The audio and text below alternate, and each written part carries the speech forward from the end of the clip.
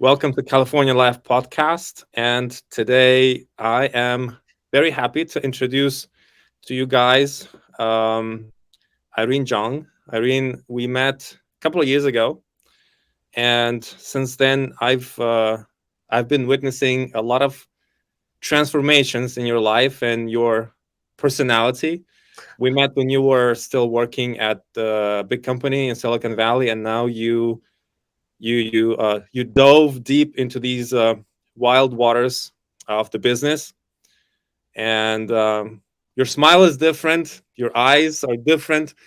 But before we get to the business, let's begin with your story.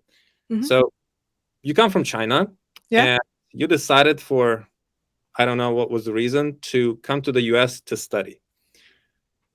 What was that reason? What was your motivation, your views that pushed you to come to the US, to a different country, to get your education here? sure. So when I was doing my undergrad in Beijing, unlike many of my classmates, I wasn't thinking about studying abroad for grad school. Throughout my whole undergrad 4 years, I dedicated myself working for a NGO that is a global NGO focused on youth leadership, and I grew my positions and serve people, just getting more and more responsibility. And in fact, the fourth year, I that was my full time job to serve the organization. And then there was a 1 year tenure. And then after that, after I was about to complete that I'm also about to finish my undergrad degree. And it was at that time that I thought, okay, what's next? And my position at the time at the NGO was actually in charge of their information management. So that got me exposure to technology. My undergrad degree was actually in business school. So at the time, so I was like, okay, I actually want to learn more about that and also see the bigger world. And when I had that idea, almost at the same day, that I decided to write a long text message to my parents and tell them I want to go go to the US for grad school, because I think in terms of education, US has the best education. So that's how I make the decision. Pretty traditional, I would say, for a better education. How did your parents react? So my father was very supportive.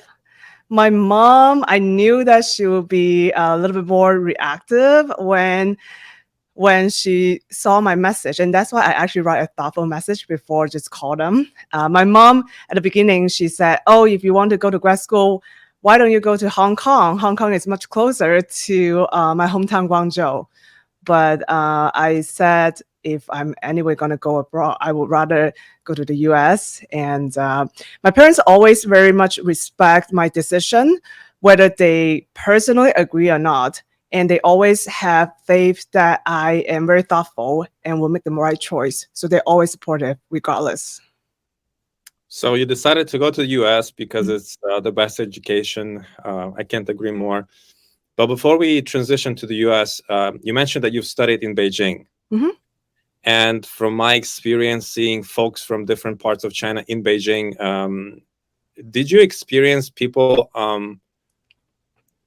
treating you differently because of the accent, that you're from the South? Not necessarily treating me differently, but it always spark curiosity when I talk to people, and almost the first sentence I said something, they always ask, "Oh, where do you come from?"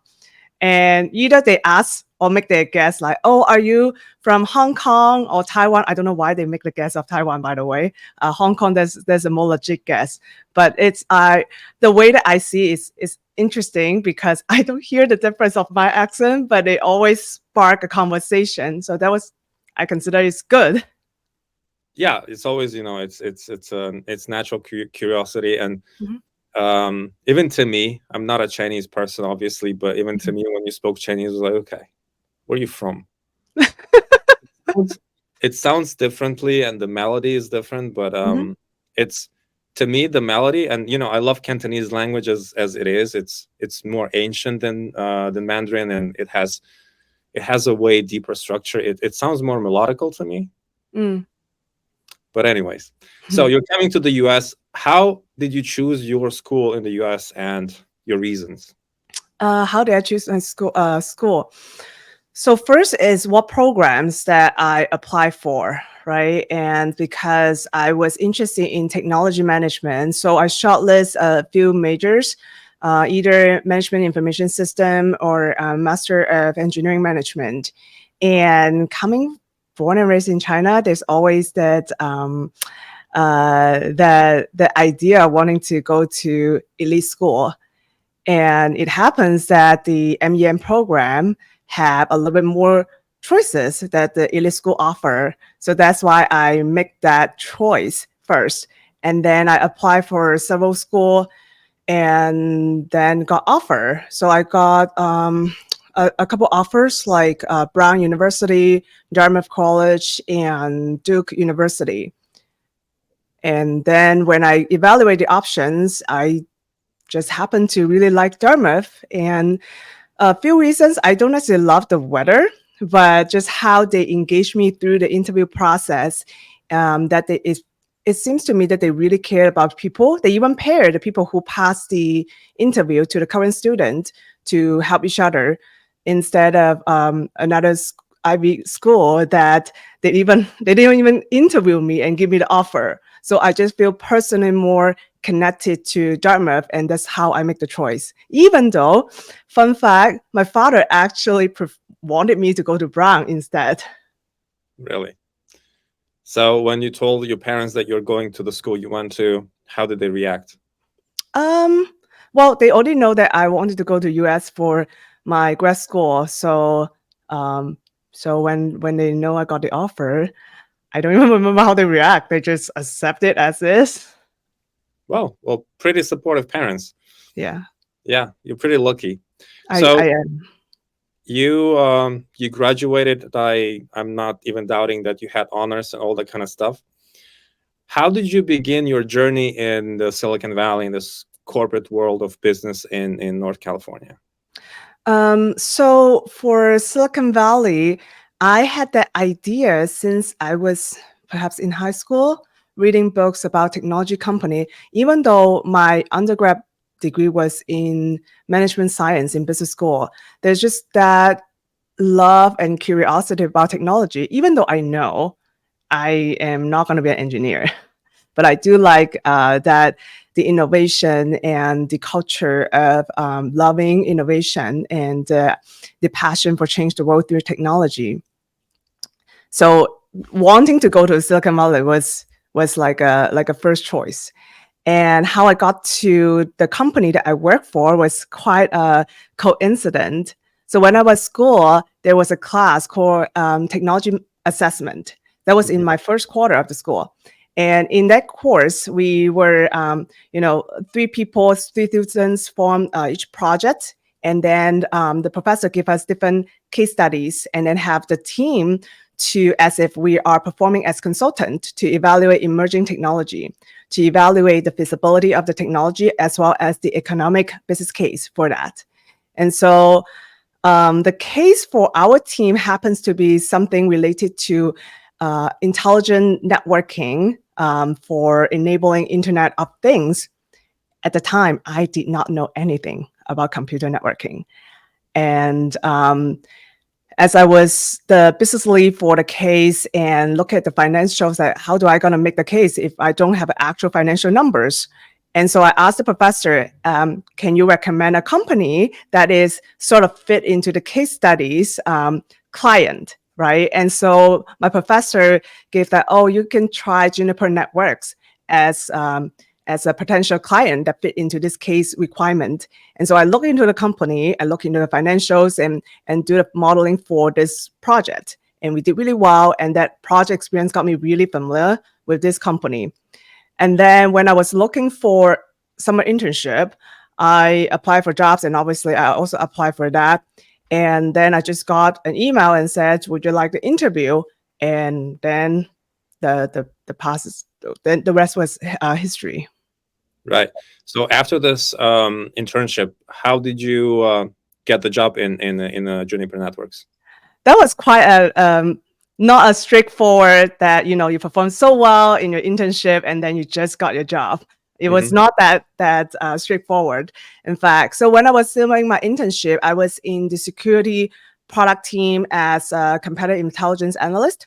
The team loved me, but that was also a very interesting time at the company where they just spin off the that security product to kind of sell it off to a PE firm. And then and also the company at the time, the financial was not great. So in short, the team did not have headcount that could hire me as full-time employee. But I do really like the company, and I also enjoy meeting a lot of people. So what I did was during the internship, I make a lot of connections with people, and I genuinely interested in getting to know them. And then after I finished the internship, I went back to school because there was one last quarter I need to finish. And what I did was I kept all the contact information and then share my gratitude with people I met. Now, a really bold thing that I did was so this company was pretty big. It had over 9,000 employees. And Wow. I guess I was really courageous. So I actually wrote like the gratitude email to even all the C staff, the CEO and all the chief. And I did not expect anything. Honestly, I did not expect anything. But it just happened that maybe my message was very thoughtful. Every single C staff responded. And so I was surprised. And actually that made me feel much better about the company, that the leader actually took the time, even though I was just a little intern at the time, to respond my message. And then as I stay connected with some of the people that I expressed my interest. And then at the time, they actually did not have much tradition to hire someone right out of college, but I didn't stop.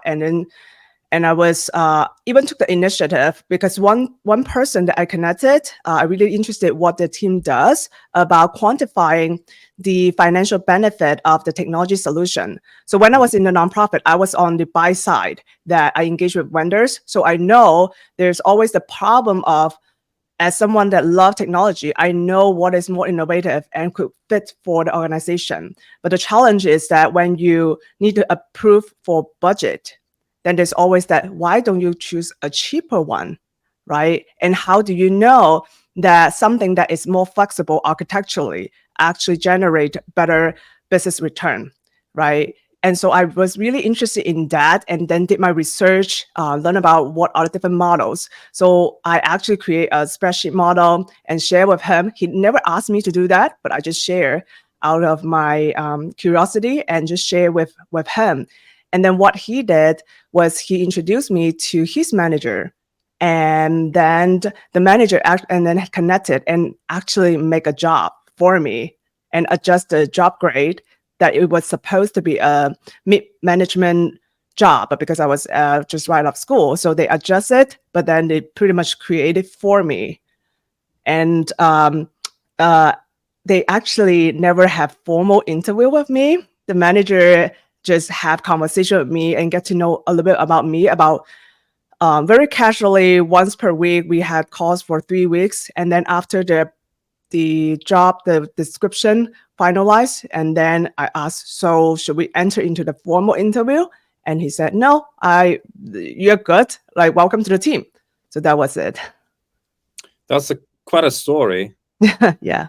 And it's about the same thing that we when I run my master classes, I always encourage all the people to keep in touch with the casting directors, with production teams, send emails of gratitude that when they met or whatever. But you see, it works even in the business world.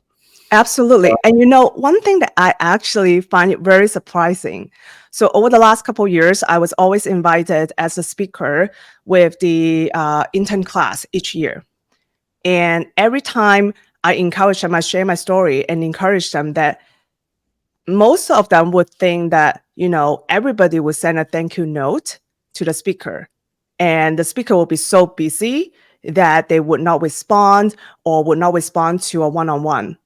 But the truth is, on average, let's say 50 people attend a session.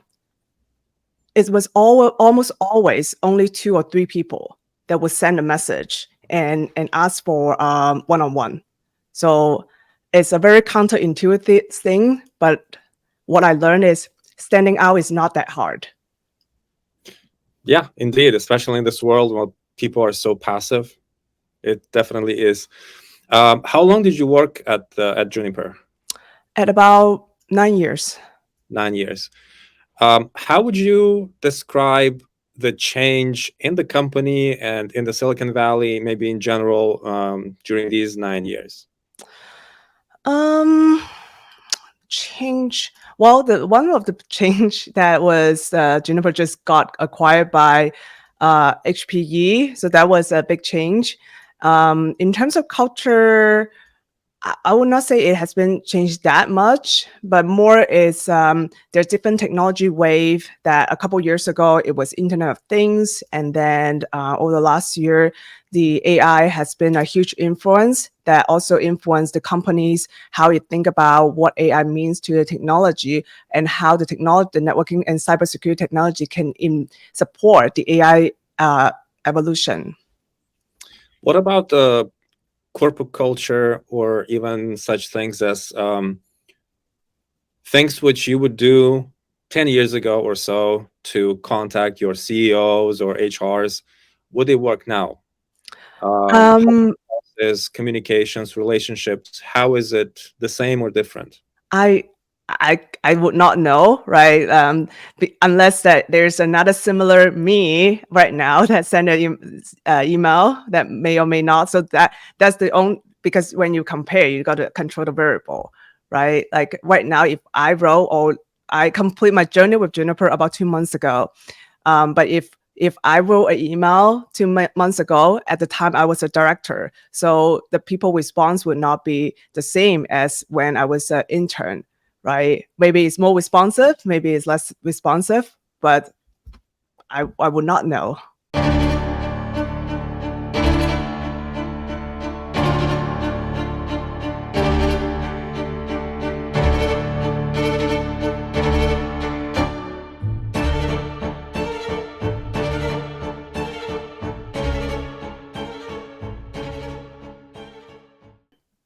Corporate culture. Hmm.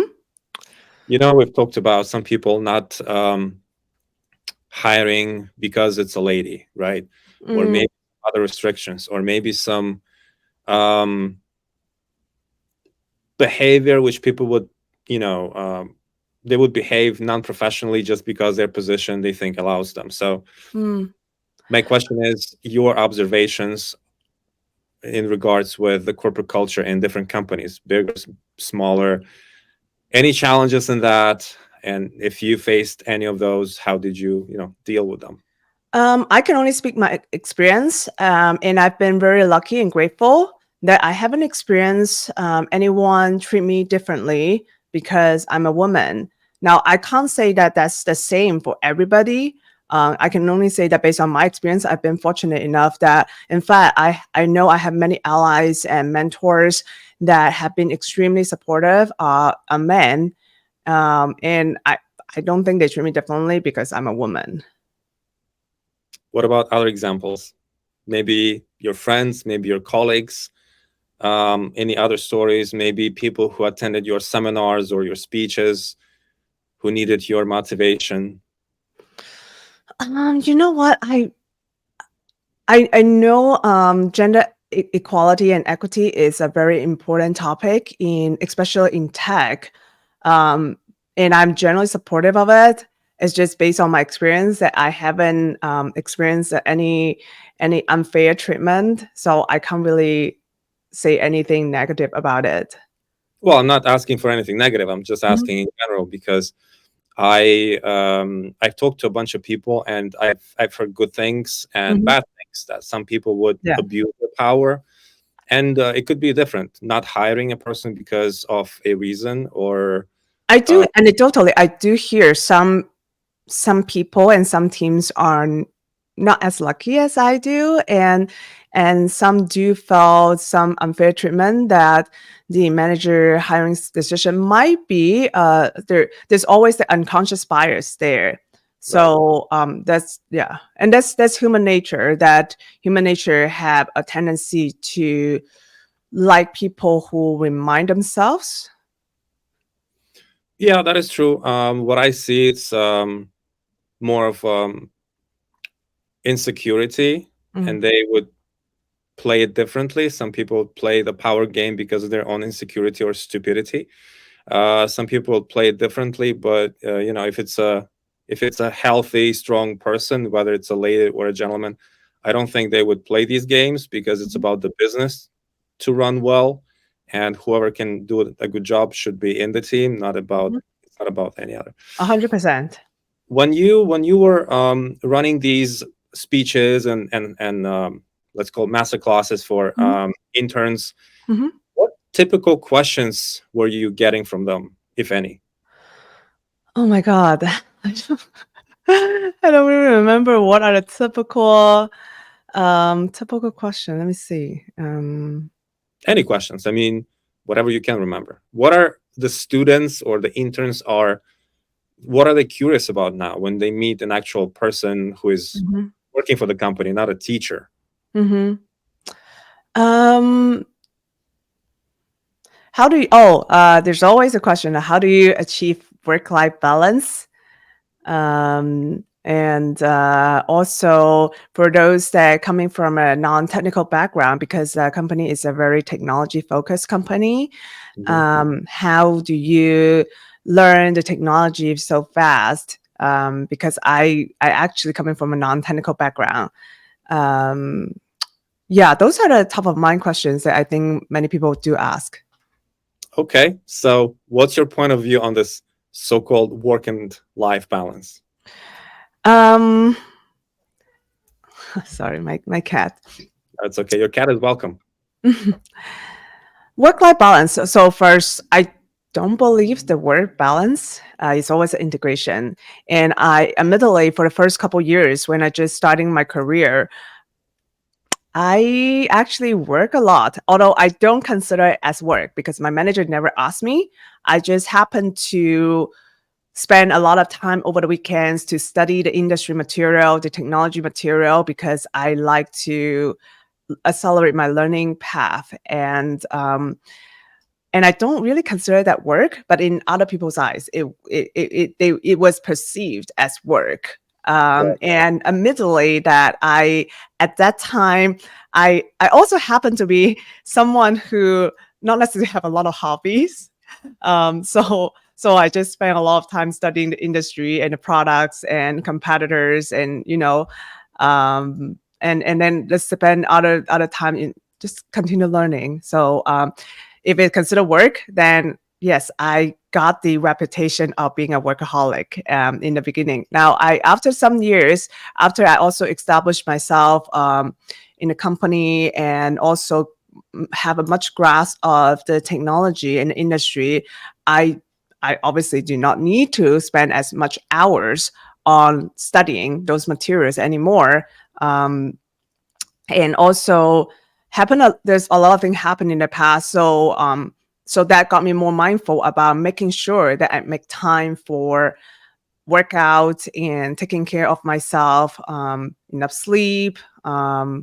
So it's a continuous journey, like just like when you were in college, you can stay up late and probably it's fine, but after you hit certain age, then after 11 p.m., I'm like, okay, I need to sleep, otherwise my I will get a dark circle on my eyes.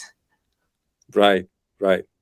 Well, we don't talk about age, especially in your case, because it looks like you don't age at all. Maybe you're getting younger. Because I've known you for a couple of years and like you didn't change at all. You look even better. Thank Uh, you.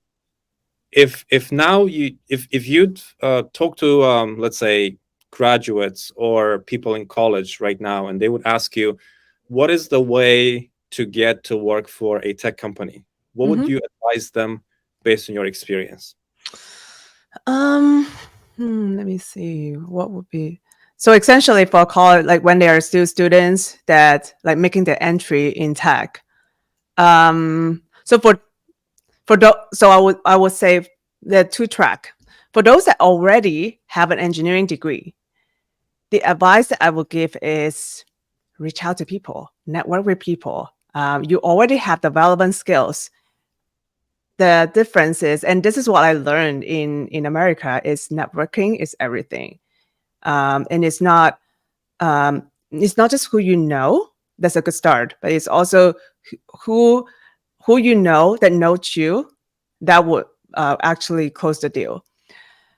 And then for those that did not major in technology, my advice, in addition to the networking part, which you do need to, and in fact you need to do even more, Right.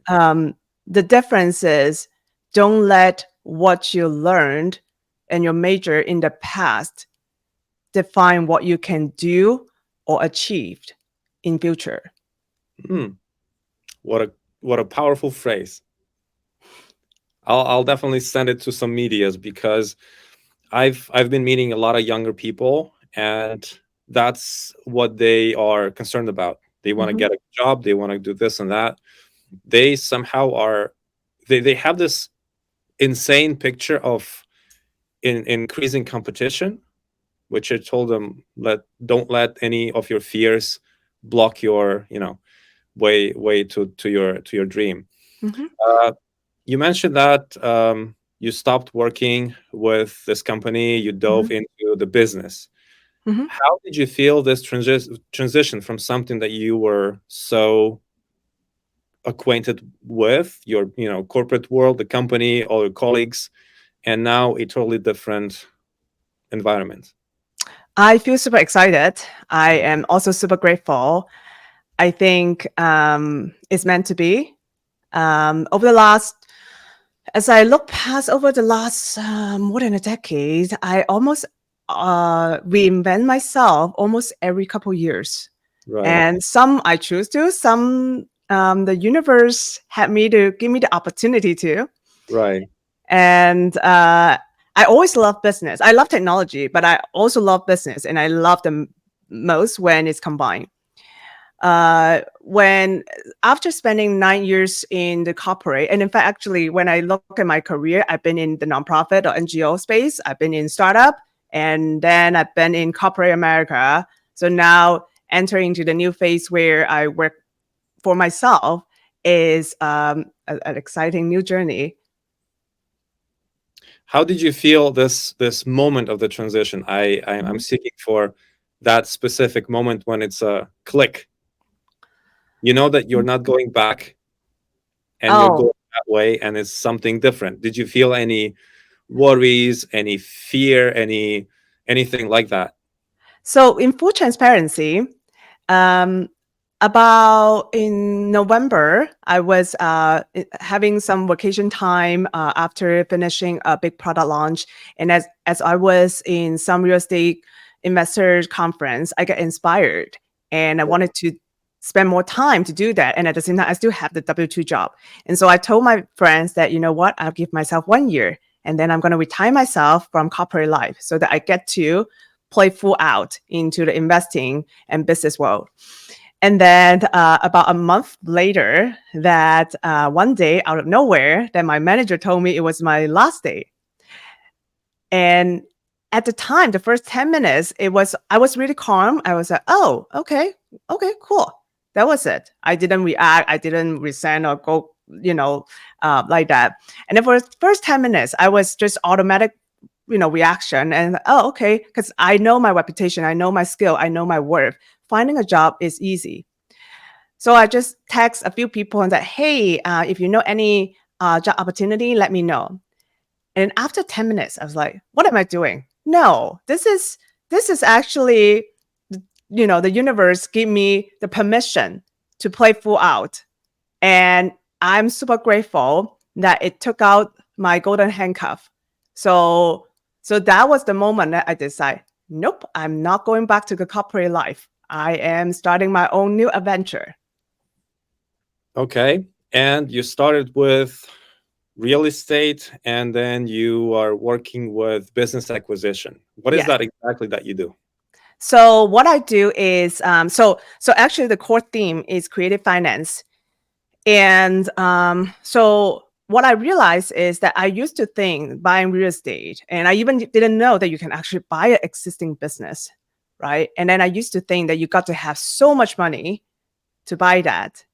And when I delved into real estate and got to the concept of creative financing, and even I apply it to get my investment property $0 out of my pocket, I start learning about the power. And then when I learned that you can actually buy business with very minimum or even zero down, as long as you can actually make the math work, then it is possible. And then knowing that in this country, there are so many people, so many baby boomers that they have business and they are at a stage where they actually want to retire. And then those legacy, nobody, at least not in their immediate network or their family, that want to take over. And so with my background in business management and marketing, that I felt this is something that I could do.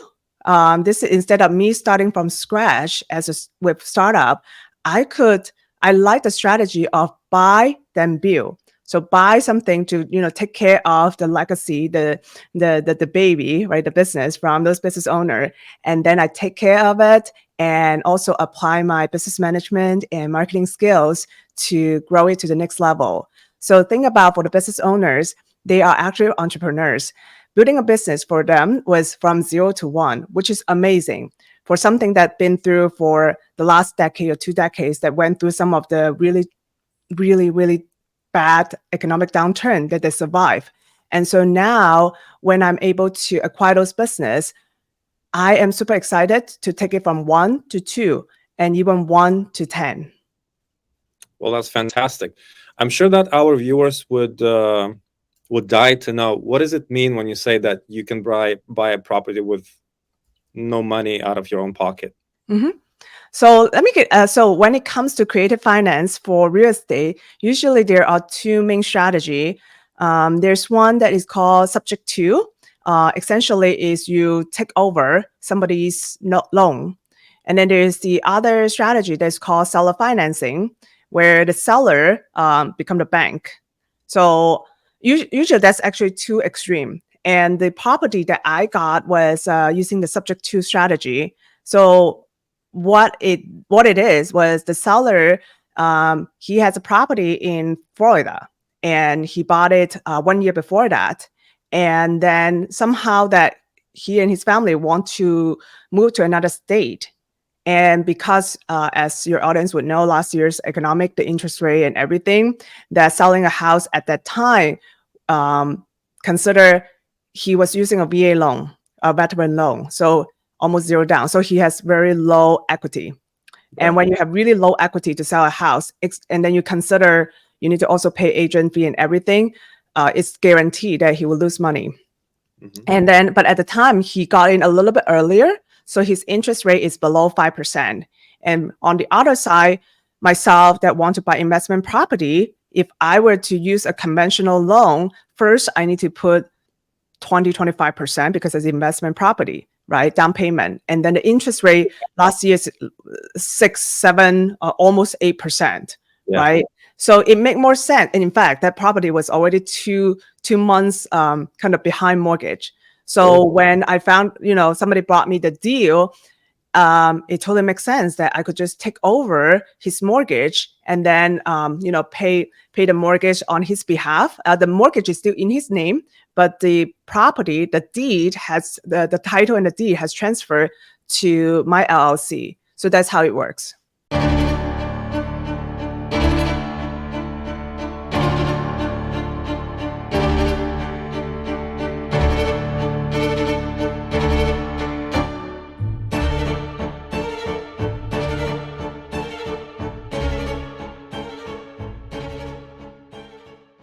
You mentioned that the property or the loan is still in the buyer's name, but the property, the title isn't yours. How do you achieve this agreement with the person? Because it's also a matter of trust. What if you don't pay the payment?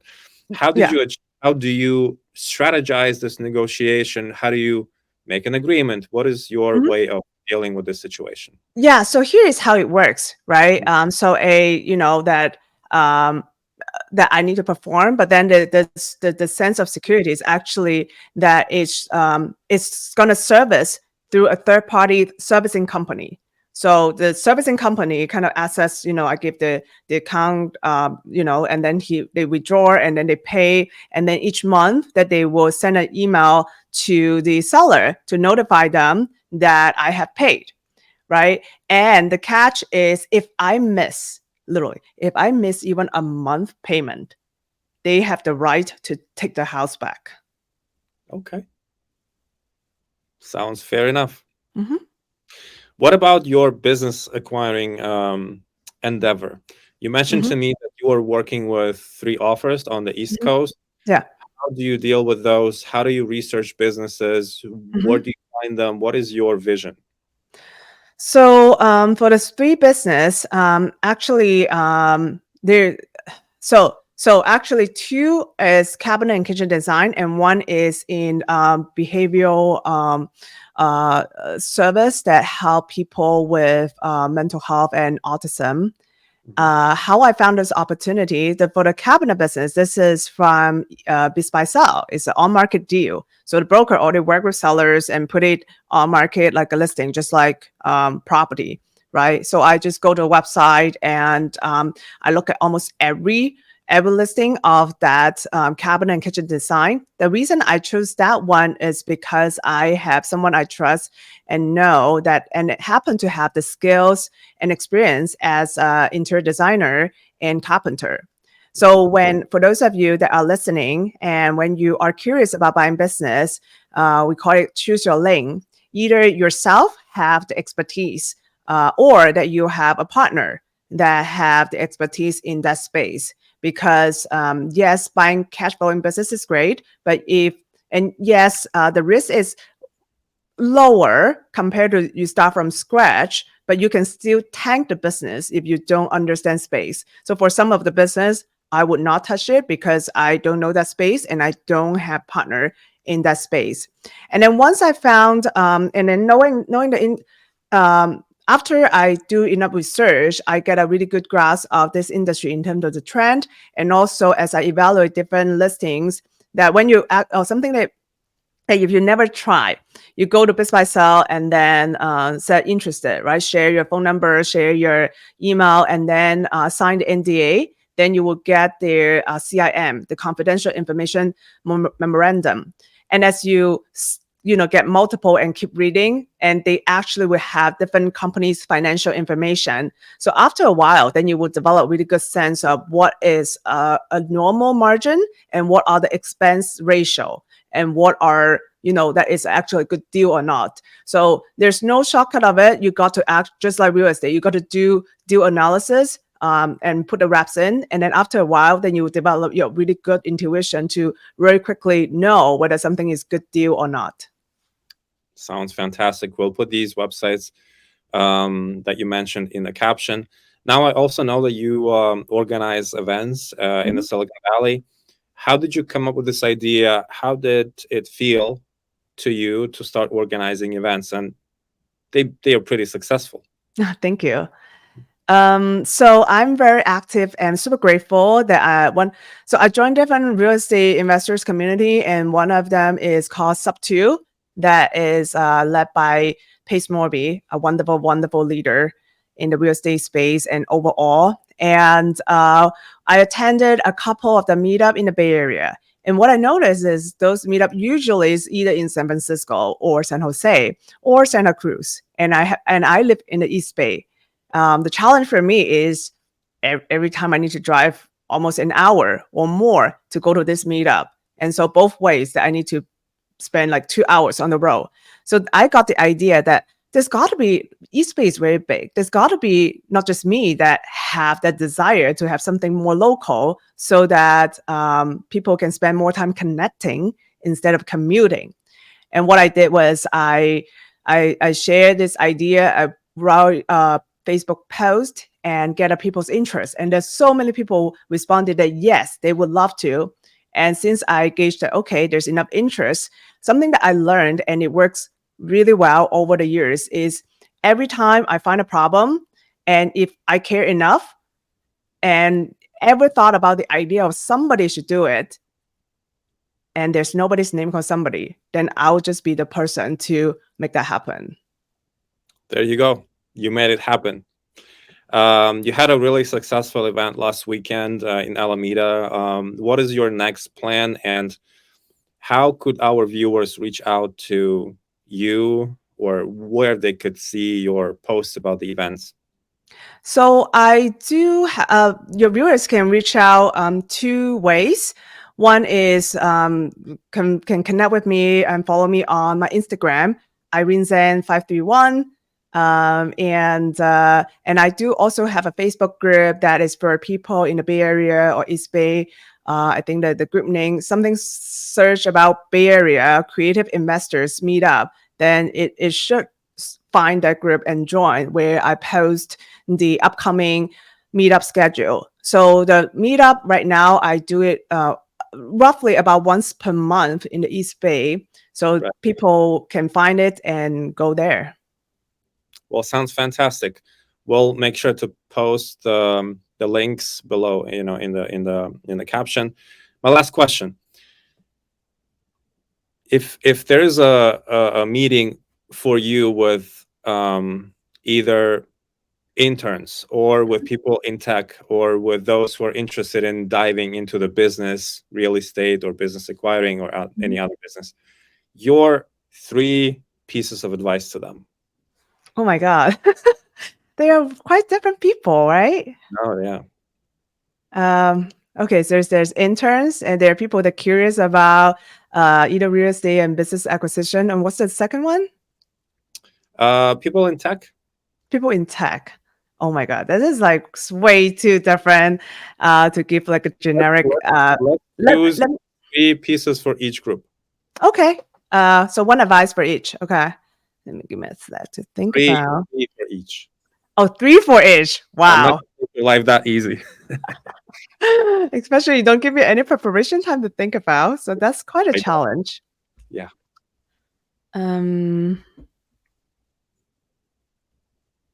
Okay, so for the interns, 3 advice. 1, take initiative. Don't wait for someone to give you an opportunity. If you want it, go for it. The second is making meaningful, genuine connections. Don't cut yourself short. Like, you actually have a lot of value, especially that vibrant energy, right? Just go meet people. And 3 is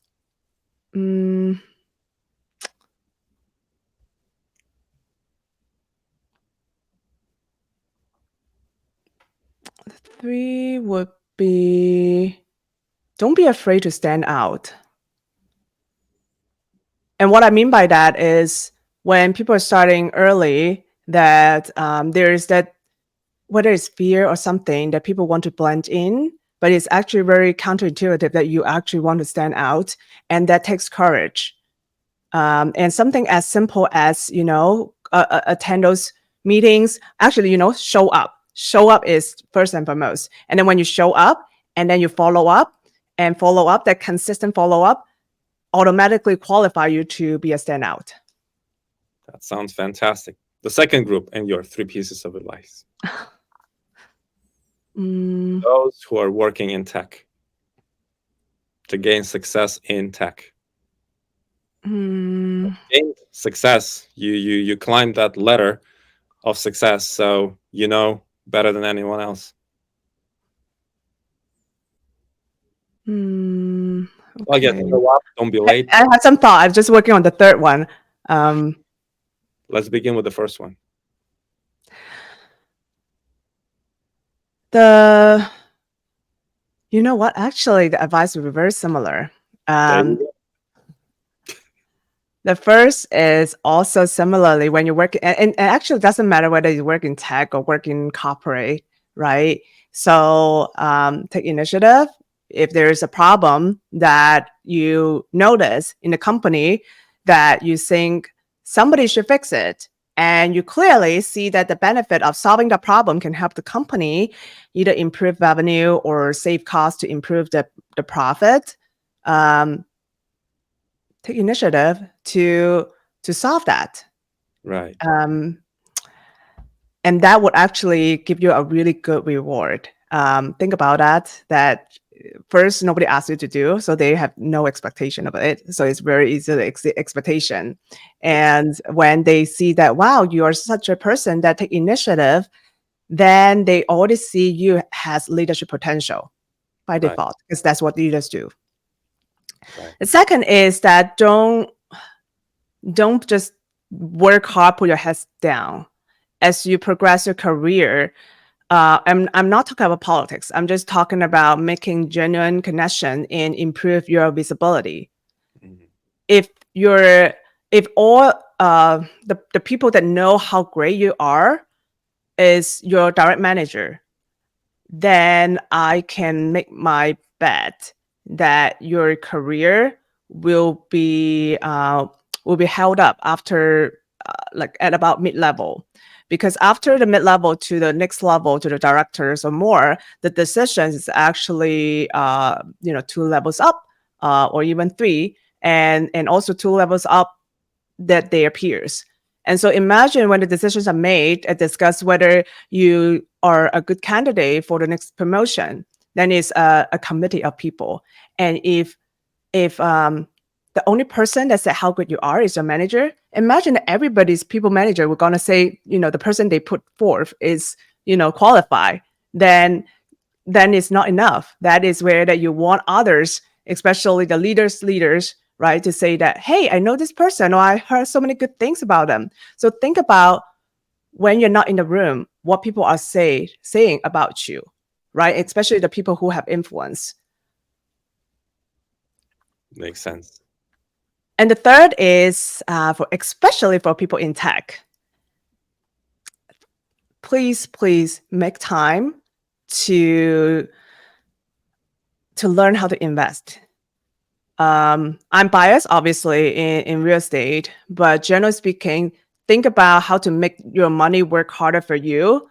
Yes, your income in general are high compared to many occupation, but we also know, because I was one of them, that you also pay a lot of taxes, and the chances are you don't get to keep that much.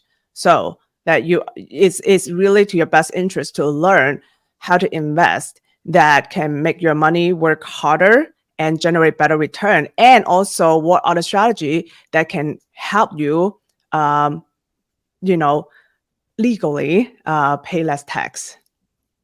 That's a good point. Legally, we have a lot of legal ways to optimize this cost, because that's the biggest cost we have in life. Mhm. And for the people who are either in business or moving towards the business, your three pieces of advice. So the three piece of advice for people who invest in real estate. In real estate, acquiring business, stuff what you do. Are they starting or are they already? Or just No curious? idea. They want to listen to your advice.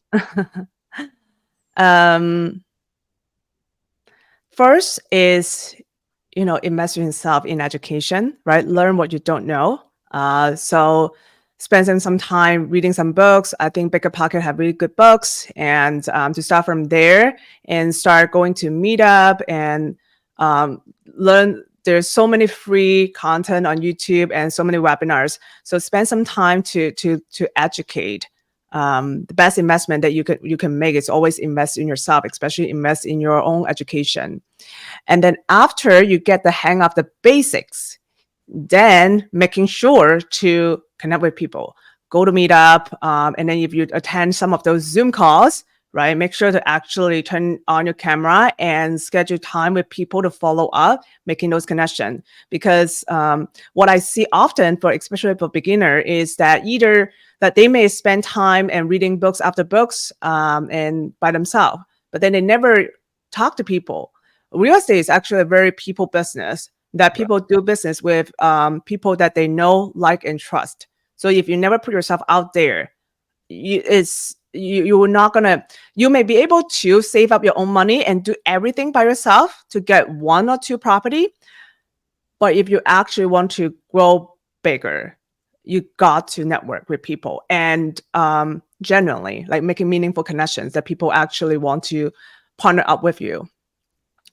And then the third piece advice for that is, I would say I would save it for the business, because the buying business is a concept that most people never heard about.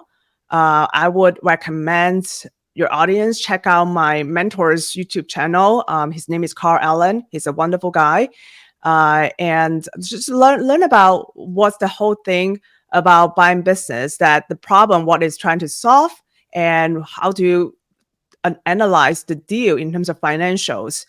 And then last but not least is having the courage to actually show up and after you do the diligence, actually pull the trigger.